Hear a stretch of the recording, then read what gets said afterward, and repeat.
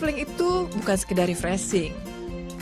Buat aku, traveling juga berarti menambah wawasan, juga nyambung tali silaturahmi. All pack, ready to go. Bismillah.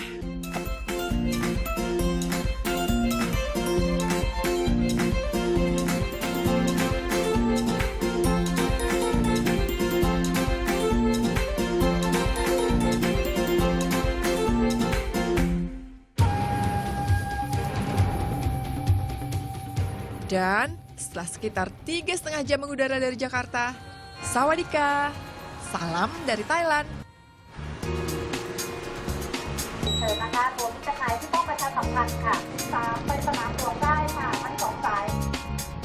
Sehangat nuansa setiap sudutnya, ada banyak cerita dari negara tetangga kita ini. Julukannya, Negeri Gajah Putih.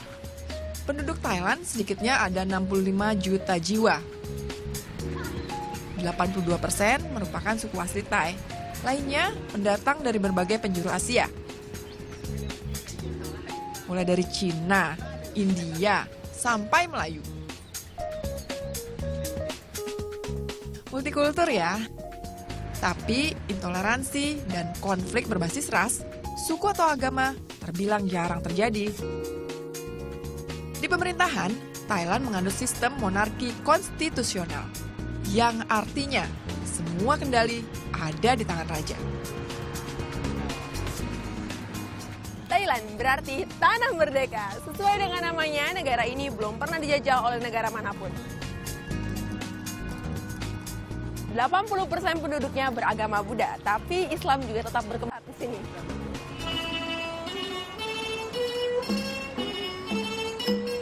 Jadi pusat pemerintahan sekaligus sentra bisnis, akar sejarah dan budaya terus melekat di tanah Bangkok. Ini salah satu buktinya. Megahnya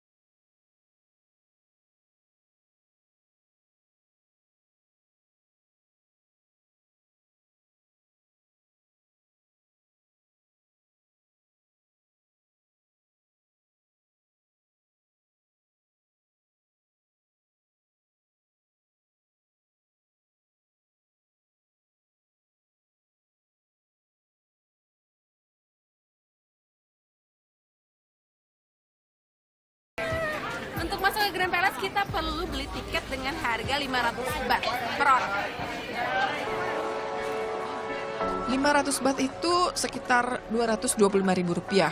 Tapi begitu masuk, Masya Allah.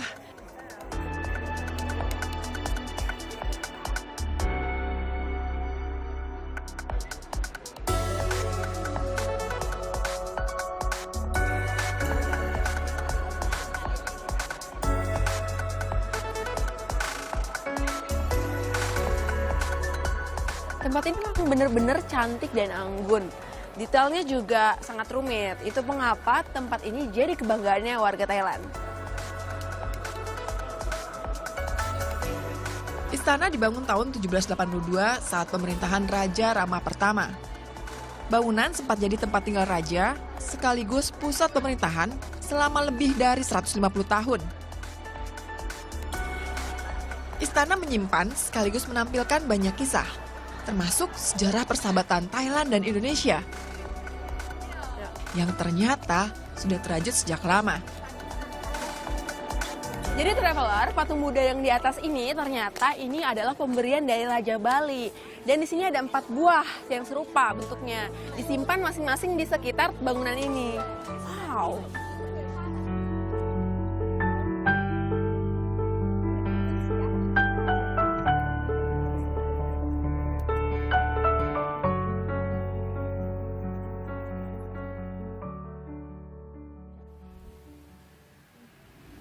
أعوذ بالله من الشيطان الرجيم بسم الله الرحمن الرحيم ياسين والقرآن الحكيم. Muslim di Thailand tumbuh dan berkembang pesat. Jumlahnya sekitar 15% dari keseluruhan warga. Islam bahkan kini jadi agama kedua terbesar setelah Buddha. Di Bangkok, keberadaan Masjid Ton Son ini jadi salah satu penanda bahwa Islam telah diakui dan makin diterima warga. Lokasinya di distrik Yai, Bangkok. Masjid berdiri sejak tahun 1952. Keberadaan Masjid Ton Son ini jadi pendorong tumbuhnya masjid dan komunitas muslim di tempat-tempat lainnya. Saat ini sudah ada sedikitnya 160 masjid di Santero, Bangkok.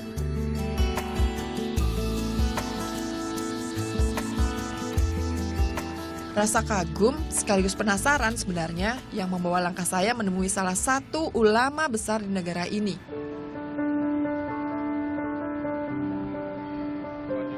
Namanya Samart Malulim. Presiden Islamic Center ini pun banyak bercerita tentang toleransi dan perkembangan Islam di negaranya. So little Muslim. Because Chiang Mai, north of Thailand, maybe. Yes, Muslim in Thailand can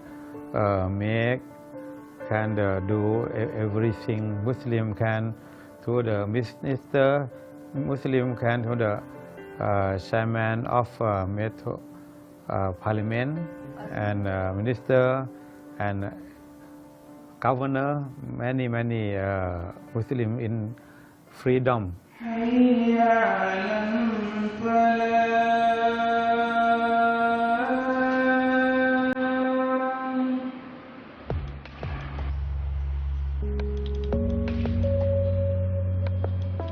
Memang gak pernah mudah jadi minoritas. Harus pandai membawa diri, menyelaraskan hidup dengan lingkungan, dengan tetap berpegang teguh pada ajaran Islam jadi kunci bertahan. Bahkan kebaikan ini bisa dan disebarkan. Seperti firman yang terdapat dalam surat Al-Isra ayat 9. Sesungguhnya, Al-Quran ini memberikan petunjuk kepada jalan yang lebih lurus dan memberi kabar gembira kepada orang-orang mukmin yang mengerjakan amal saleh, bahwa bagi mereka ada pahala yang besar.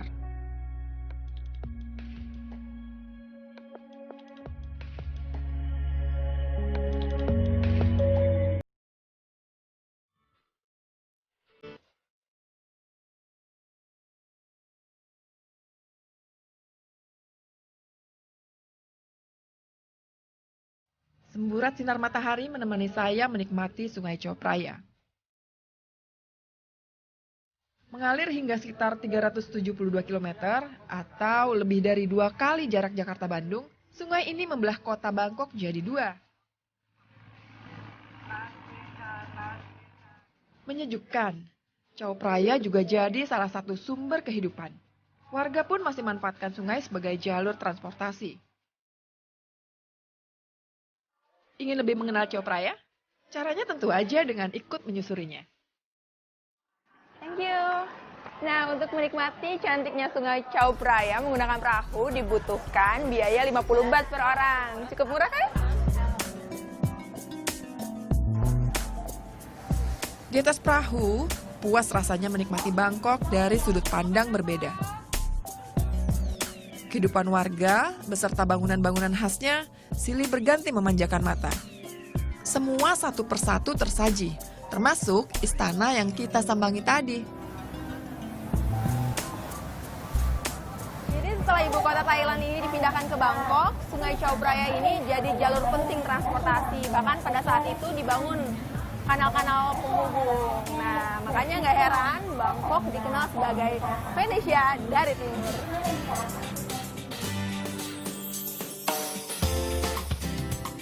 Sejak lama, Chao Phraya juga menyandang nama lainnya, Mae Nam, yang artinya sungai milik Tuhan. Gak heran mengingat perannya yang vital. Juga adanya jutaan warga yang memanfaatkan alirannya.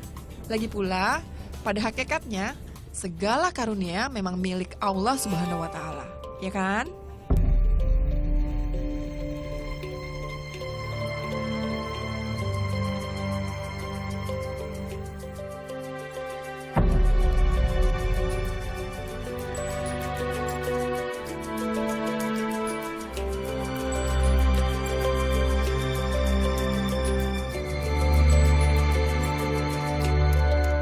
Belum beranjak dari Copraya, kita bergeser ke sisi barat, ke Wat Arun. Wat Arun dibangun pada masa kerajaan Ayutthaya. Dulu disebut Wat Mako. Namun setelah Raja Rama II dan IV berkuasa, namanya diganti. Wat Arun diambil dari nama Dewa Fajar, Aruna. Oleh sebab itu, warga sering menyebutnya sebagai Candi Fajar.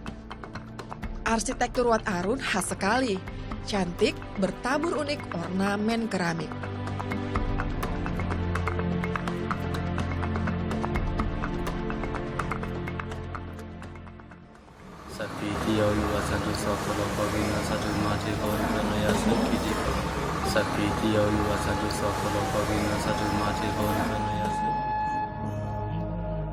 Tempat untuk beribadah umat Buddha berada tepat di jantung kompleks candi. Siapa saja boleh melihat prosesi yang terselenggara. Tentu harus tetap menjaga kehusuan dan tata krama. Karena candi memang sudah sangat terbuka buat wisata. Juga jadi satu lagi wujud toleransi antar umat beragama.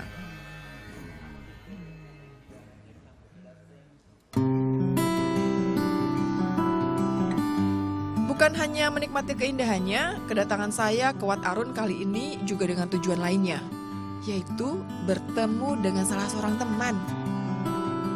Namanya Inam. Inam mualaf. Perjalanannya memeluk Islam sama sekali nggak semudah membalikkan telapak tangan.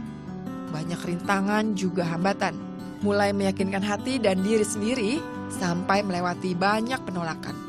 Inam, why you choose Islam as your religion?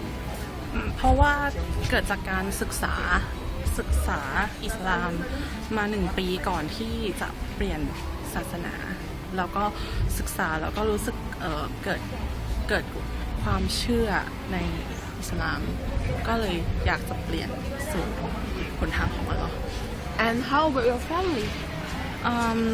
ไม่แน่ใจเพราะว่าบางครั้งพ่อกับแม่เนี่ยก็โอเคในสิ่งที่เราเป็นแต่บางครั้งเขาก็ไม่โอเคในสิ่งที่เราเป็น Hijrah Inam menyentuh hati saya. Juga mengingatkan bahwa Islam sungguh merupakan hidayah, anugerah bagi siapapun yang setulus hati memeluknya.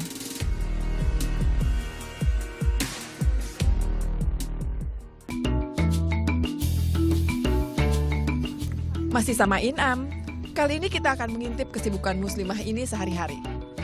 Inam itu seorang seniman, tepatnya makeup character artist atau perias karakter.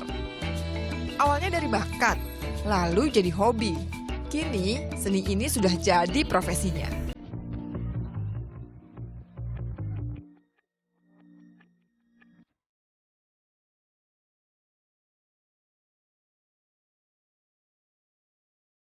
Ada 5 artis yang bekerja di sini.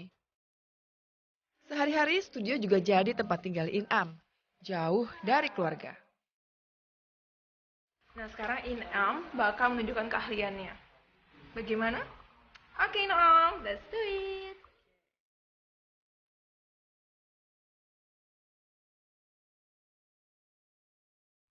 Gak ada batasan. Umat berbagai agama bebas berkreasi dan berprestasi, asalkan positif. Seperti Inam yang menekuni dunia seni. Oh, same with my skin. Ini dia hasilnya. Kayak beneran ya. Darah-darahin gitu.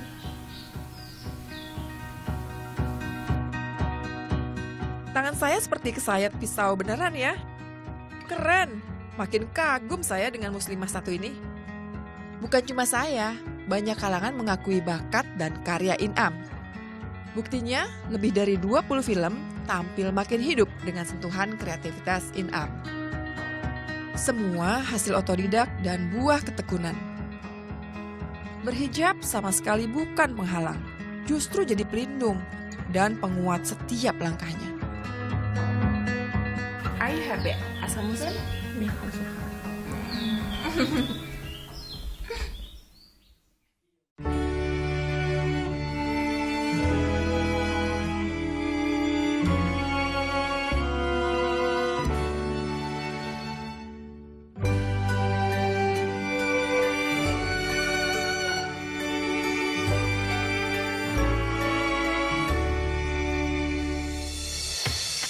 See you Inam, kita lanjut jalan-jalan.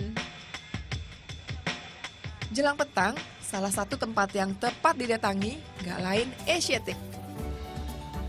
Lokasinya lagi-lagi di tepian Chao Phraya. Tuh, bener kan? Pas jadi destinasi menutup hari. Kilauan sinar senja yang terpantul di permukaan jadi buktinya. Ini juga sebabnya Asiatic jadi tujuan traveler pecinta sunset.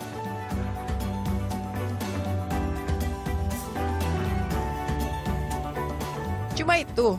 Enggak lah. Masih ada lagi yang seru di sini. Ini dia, naik gondola. Tiketnya 400 baht atau sekitar Rp175.000 per orang. Permadani cahaya kota Bangkok membentang di depan mata begitu gondola membawa kita ke angkasa.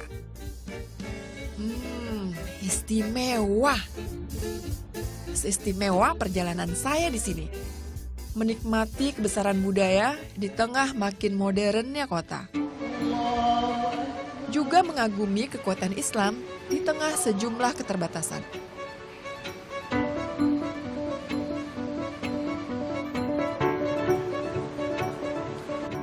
Semua berkembang indah, seperti cahaya yang menyinari dan menghiasi kota.